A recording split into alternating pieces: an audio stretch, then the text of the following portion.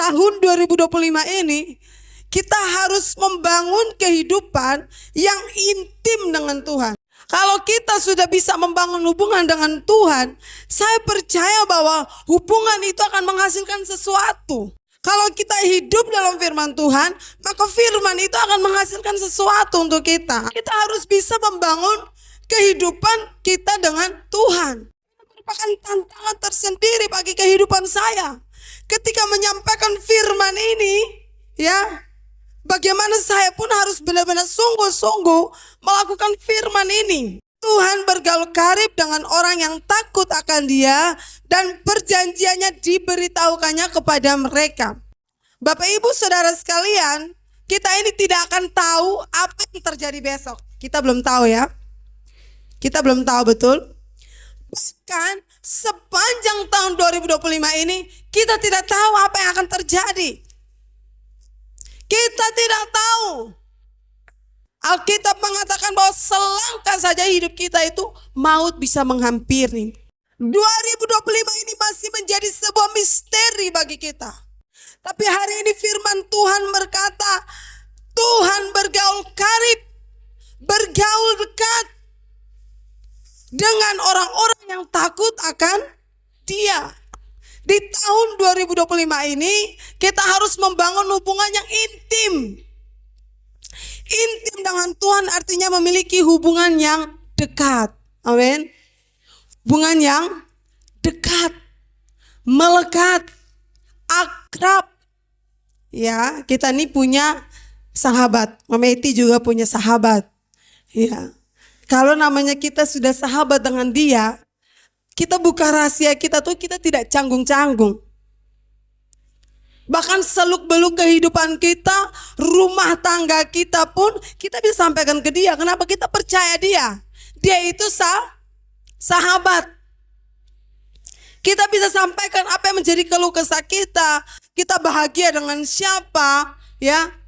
Kita sampaikan kepada siapa? Sahabat. Kenapa kita sampaikan kepada sahabat kita? Karena kita tuh dekat dengan dia. Amin. Kita itu akrab dengan dia. Hubungan kita dan sahabat kita itu sudah dalam. Jadi kita mau sampaikan apa dengan dia, kita tidak canggung-canggung. Nah, hubungan kita dengan Tuhan harus seperti itu. Hubungan ini mencakup yang namanya komunikasi yang erat. Orang kalau punya hubungan yang intim dengan Tuhan, dia akan selalu komunikasi dengan Tuhan. Amin. Dia akan selalu apa? Membangun komunikasi. Tidak ada hubungan yang intim tanpa komunikasi. Betul? Betul? Tidak ada hubungan yang intim tanpa adanya hubungan komunikasi yang baik. Makanya hari ini saya mau ajak kepada kita semua, jemaat-jemaat Tuhan, mari bangun komunikasi dengan Tuhan. Mari bangun hubungan dengan Tuhan. Melalui apa? Melalui doa, melalui penyembahan, melalui pembacaan firman, melalui ketaatan dalam kehidupan kita. Mari kita membangun keintiman dengan Tuhan.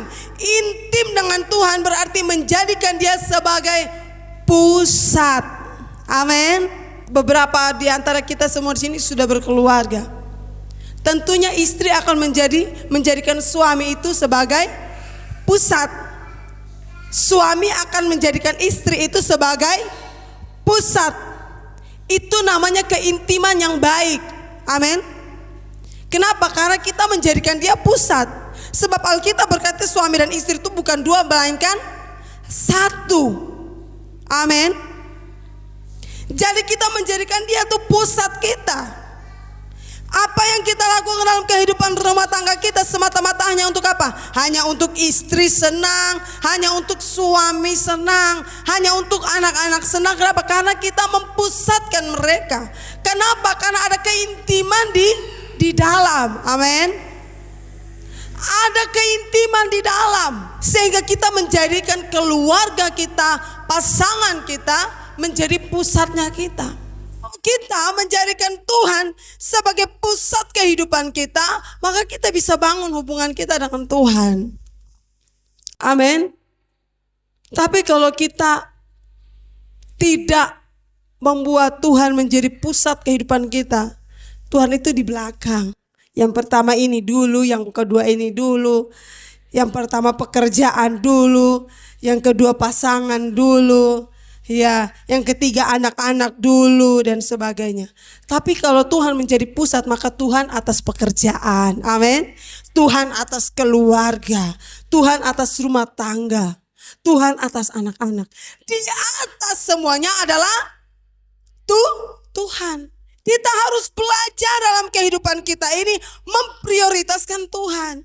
Orang yang membangun kehidupan yang intim dengan Tuhan, yang dekat dengan Tuhan, hidupnya itu dinikmati oleh Tuhan. Nah, pertanyaannya sekarang, kita ini hidup sedang dinikmati oleh Tuhan atau tidak?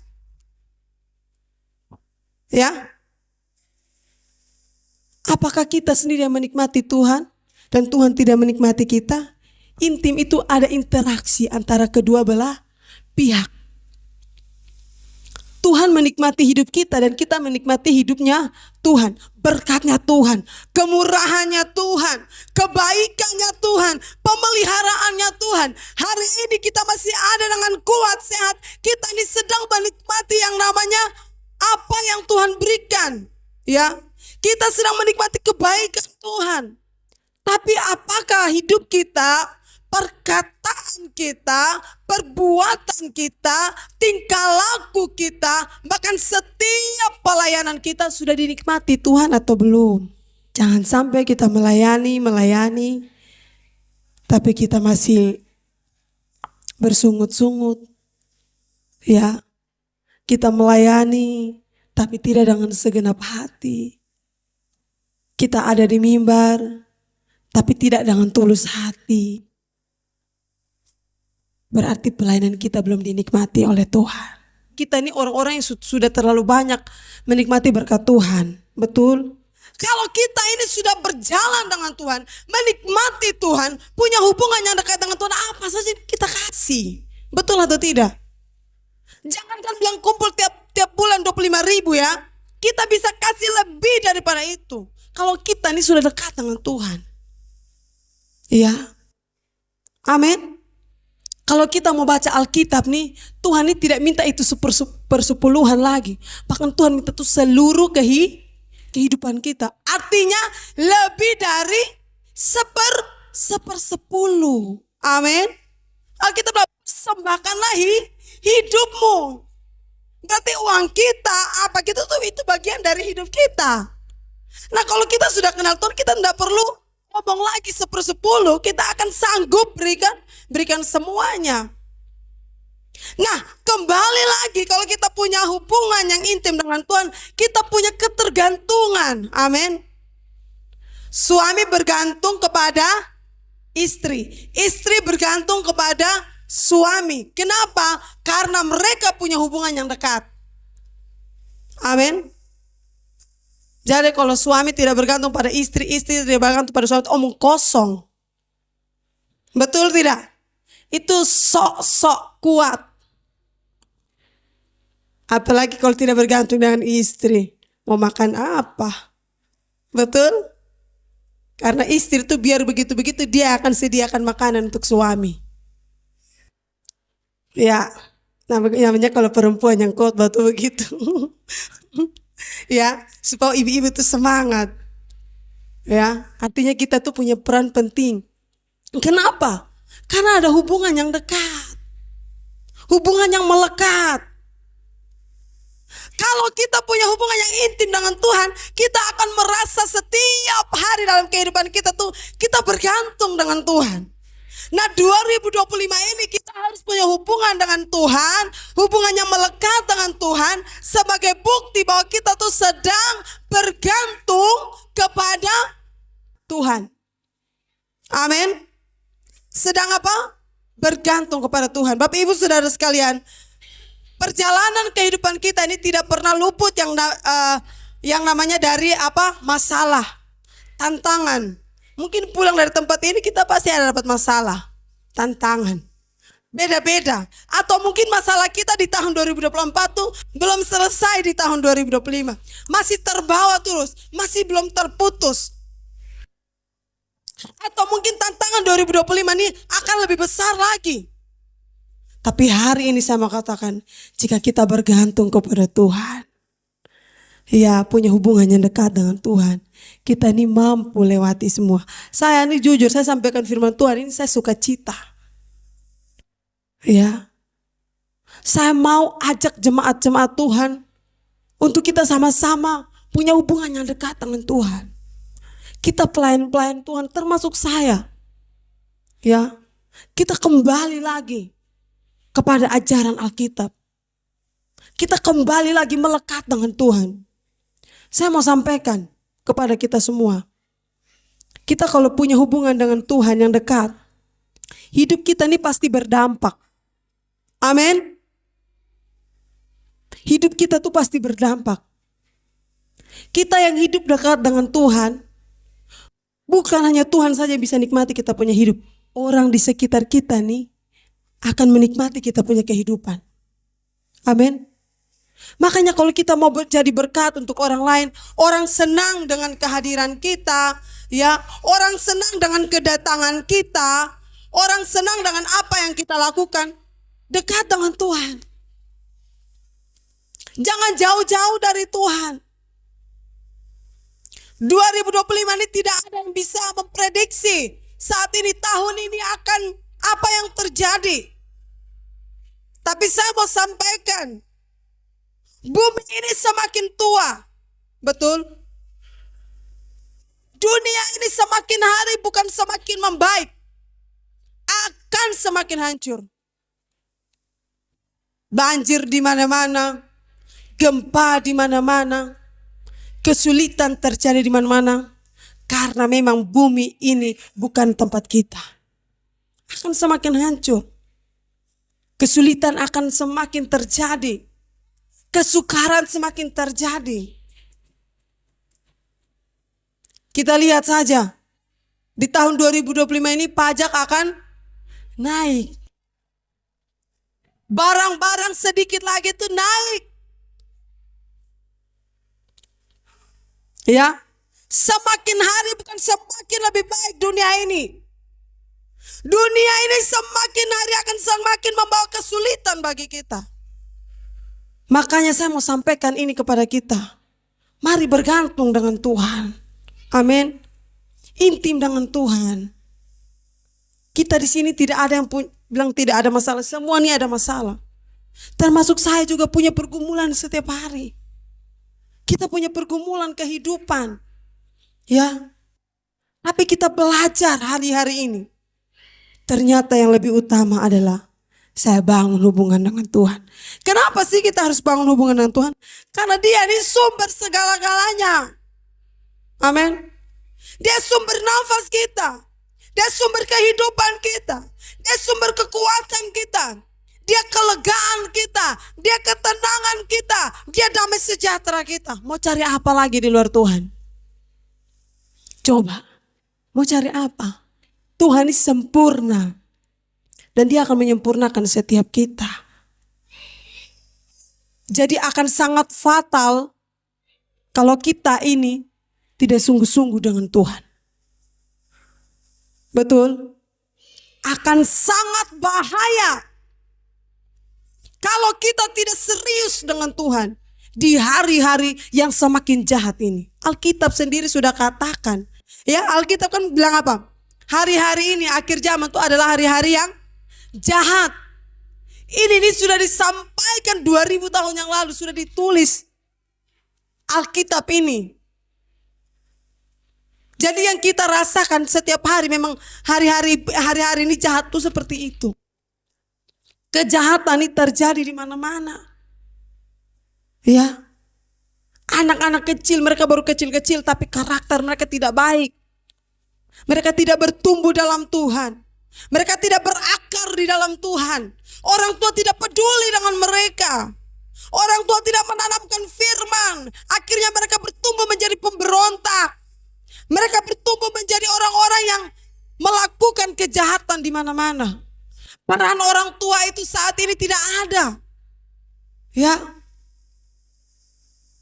Mari Mari kita kembali lagi kepada firman Tuhan, melekat dengan Tuhan. Alkitab berkata Tuhan bergaul karib, artinya Tuhan sangat dekat dengan kita.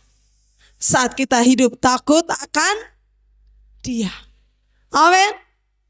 Kita kalau hidup takut akan Tuhan, Alkitab bilang apa? Tuhan sangat dekat. Semua tepuk kiri kanan dulu bilang Tuhan dekat dengan kamu. Bilang dulu Tuhan dekat dengan kamu. Iya, Tuhan ini dekat dengan kita. Alkitab bilang apa? Tuhan itu selalu mendengar doa kita.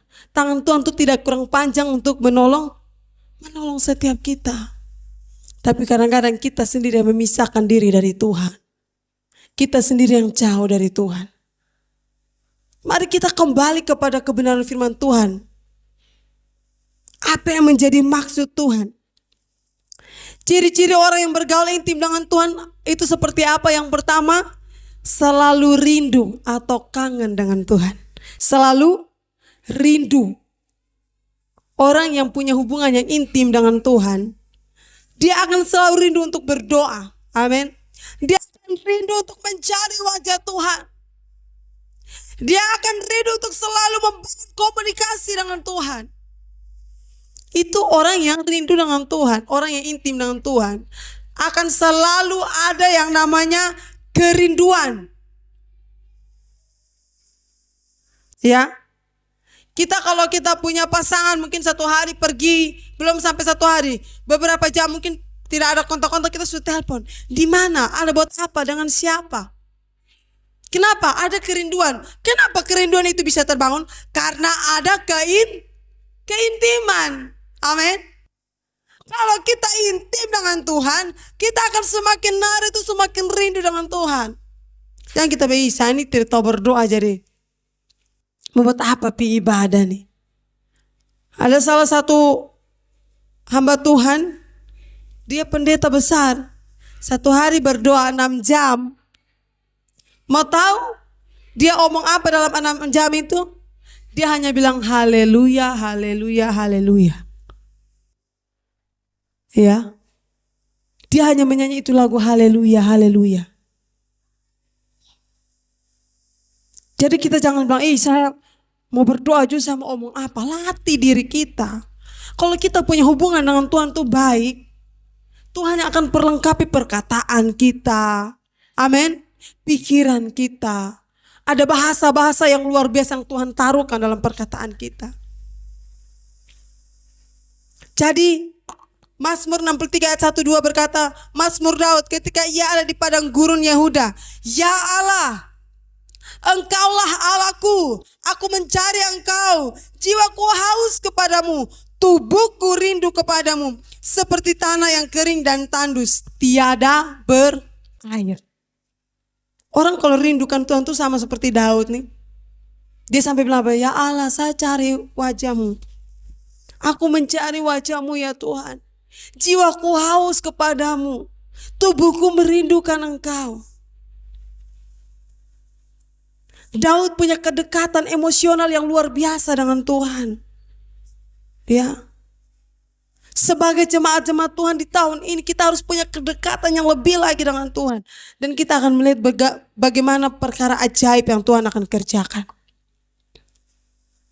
Amin.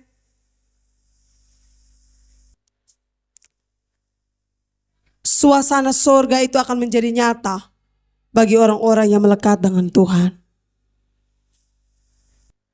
Kerajaan Allah itu ada bagi orang-orang yang melekat dengan Tuhan.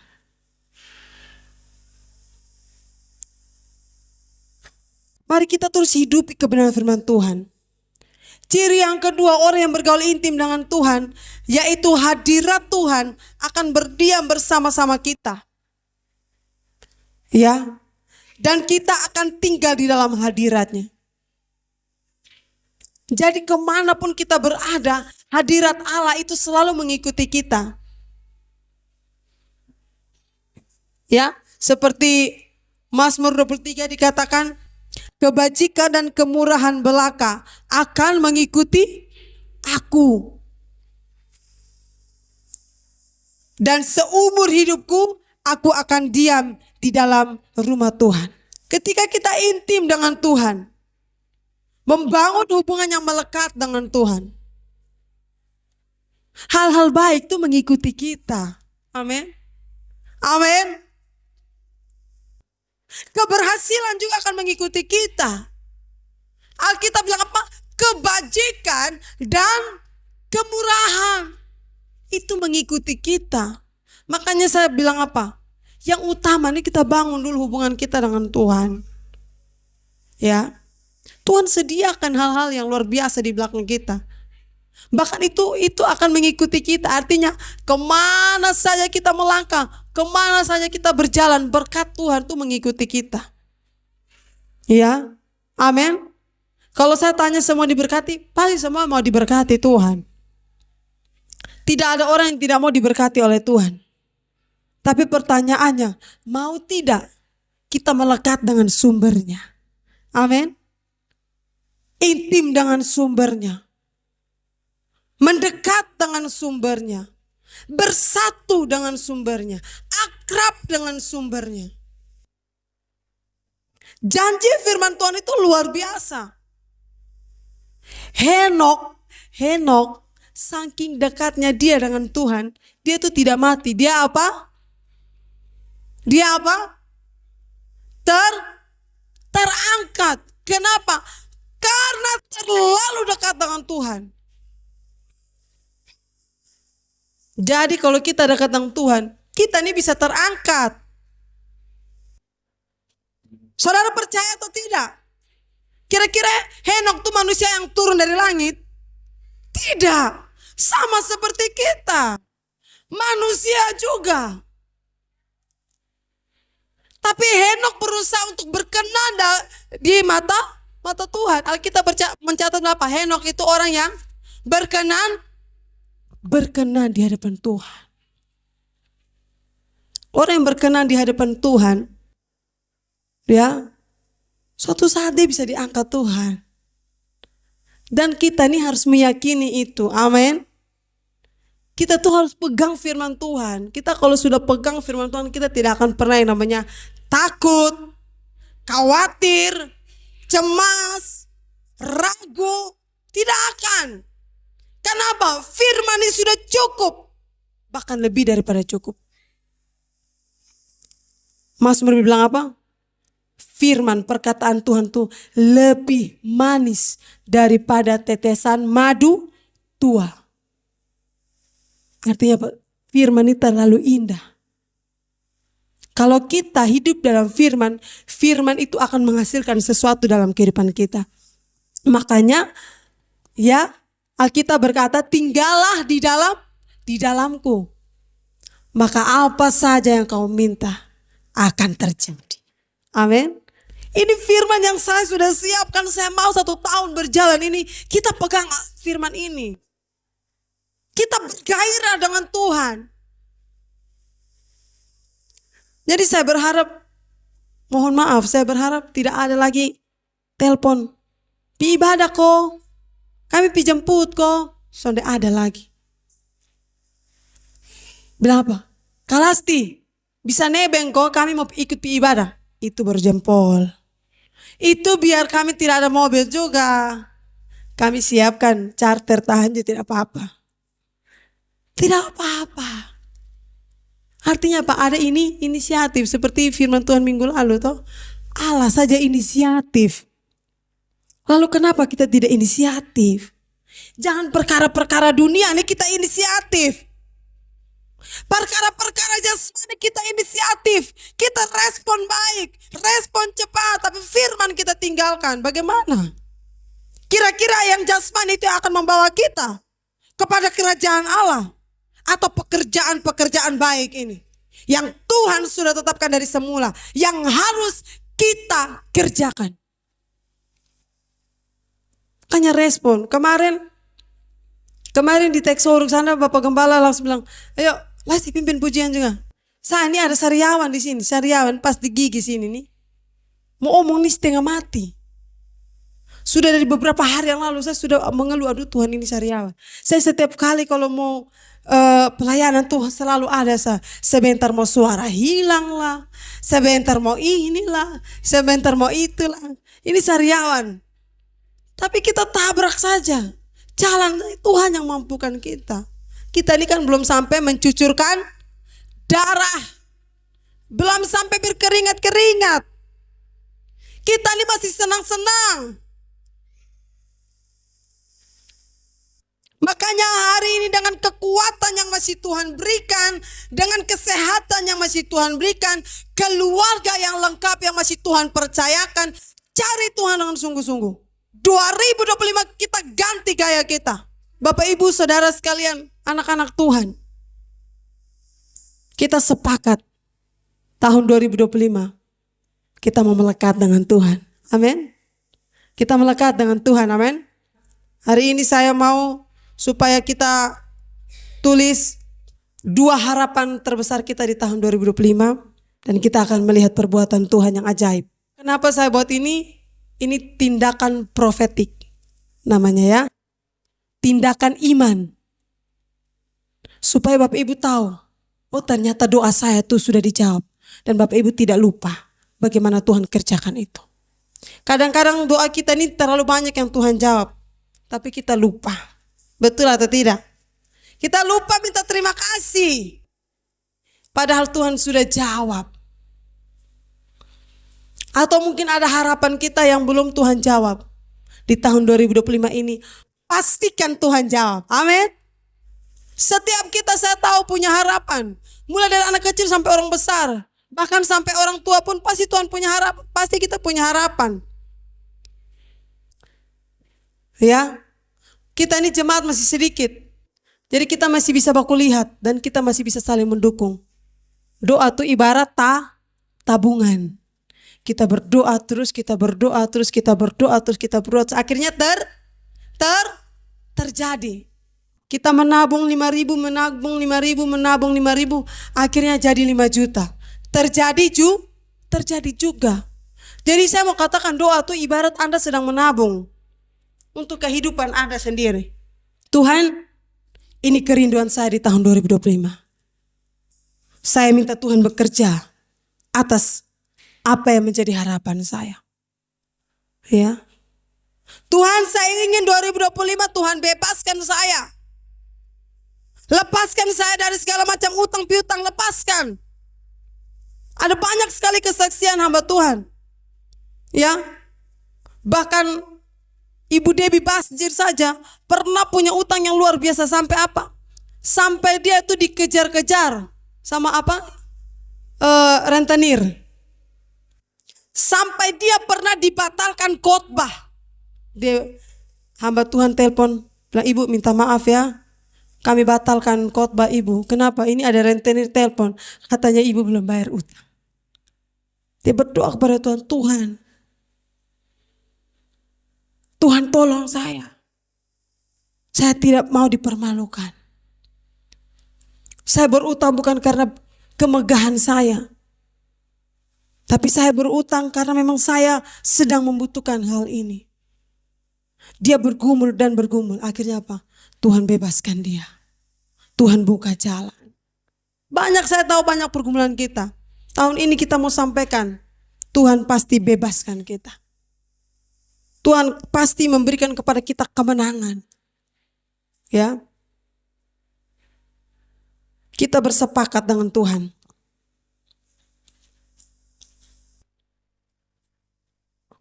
Yang sudah tulis boleh masukkan ke dalam toples. Setelah itu nanti kita akan berdoa bersama-sama. Buka saja.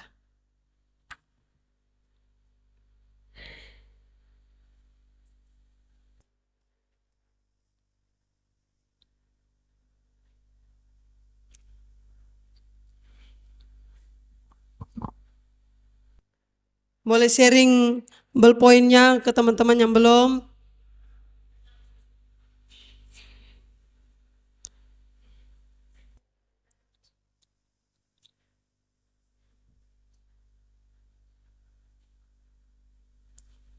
Jadi sama seperti dulu kesaksian Bapak Gembala bilang, Kita berdoa, kita lupa, tapi ternyata Tuhan ingat. Ternyata Tuhan tuh ingat. Tuhan tuh tidak pernah lupa apa yang kita doakan. Tuhan tidak pernah lupa apa yang kita minta. Tidak pernah.